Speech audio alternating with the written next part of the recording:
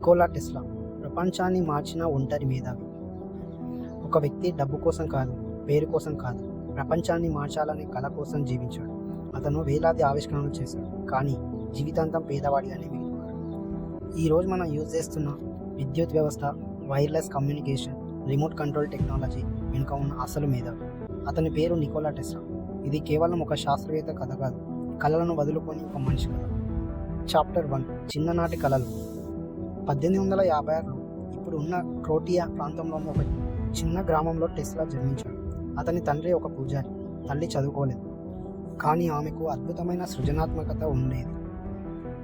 చిన్నప్పటి నుంచే టెస్లాకు విచిత్రమైన ఆలోచనలు వచ్చాయి.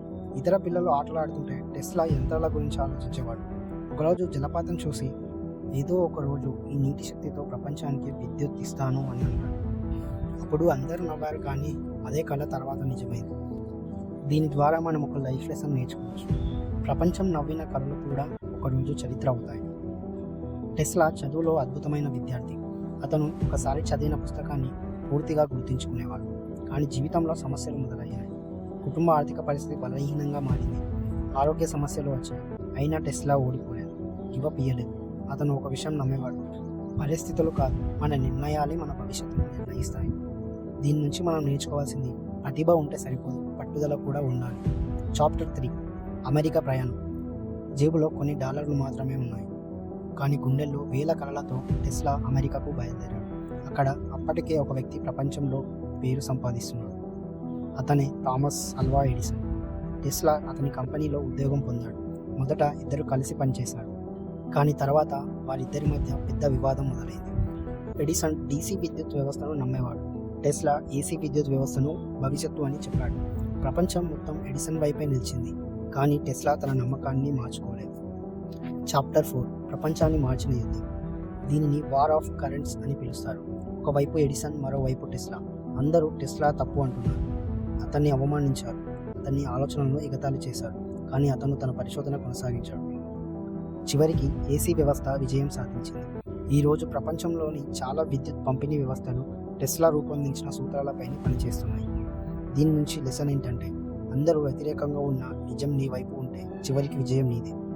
చాప్టర్ 5, ప్రపంచాన్ని ఆశ్చర్యపరిచిన ఆవిష్కరణలు. టెస్లా ఎన్నో అద్భుత ఆవిష్కరణలు చేశాడు. AC motor, wireless energy concepts, radio technology concepts, remote control. ఒకసారి అతను వైర్ లేకుండా విద్యుత్ పంపించగలని ప్రకటించాడు. ప్రజలందరూ ఇది పాసిబుల్ కాదే అని అన్నారు, కానీ ఈరోజు వైఫై, వైర్లెస్ టెక్నాలజీ ప్రపంచాన్ని నడిపిస్తుంది. అతను తన కాలానికి 100 సంవత్సరాలు అడ్వాన్స్గా ఆలోచించే ముందున్న వ్యక్తి. దీని నుంచి నిజమైన వాళ్ళు ప్రస్తుతాన్ని కాదు, భవిష్యత్తును చూస్తారు అని తెలుసుకోవచ్చు. చాప్టర్ 6, విజయం వచ్చిన ఒంటరితనం. టెస్లాకు కీర్తి వచ్చింది, కానీ డబ్బు రాలేదు. అతను తన పేటెంట్లలో చాలా వాటిని వదులుకున్నాడు, ఎందుకంటే అతనికి డబ్బు కంటే మానవాళి ముఖ్యం. చివరికి అతను ఒంటరిగా జీవించాడు. ఒక చిన్న హోటల్ గదిలో ప్రపంచాన్ని వెలిగించిన వ్యక్తి తన చివరి రోజులు చీకట్లో గడిపాడు. అయినా తను ఒక్కసారి కూడా తన కలలను శపించలేదు. చాప్టర్ 7, యువతకు టెస్లా సందేశం. ఈరోజు యువతలో చాలామంది ఒక్కసారి ఫెయిల్ అయితే వదిలేస్తారు, ప్రజలు నవ్వితే వెనక్కి తగ్గిపోతారు, కానీ టెస్లా జీవితం ఒక సందేశం ఇస్తుంది. నీ కళ ఎంత పెద్దదైనా, ప్రపంచం నిన్ను నమ్మకపోయినా, నువ్వు నిన్ను నమ్మితే చాలు. అతను నిరూపించాడు, ఒక వ్యక్తి ఆలోచన ప్రపంచాన్ని మార్చగలదని.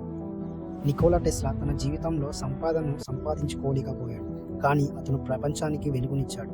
ఈరోజు ప్రతి బల్బు వెలిగినప్పుడు, ప్రతి విద్యుత్ పరికరం పనిచేసినప్పుడు, ఎక్కడో ఒక చోట టెస్లా కళ ఇంకా జీవిస్తూనే ఉంది. గుర్తుంచుకోండి, ప్రపంచం నిన్ను అర్థం చేసుకోకపోవచ్చు, కానీ నువ్వు నీ కళను వదిలేయకపోతే ఒకరోజు ప్రపంచమే నిన్ను గుర్తించుకుంటుంది.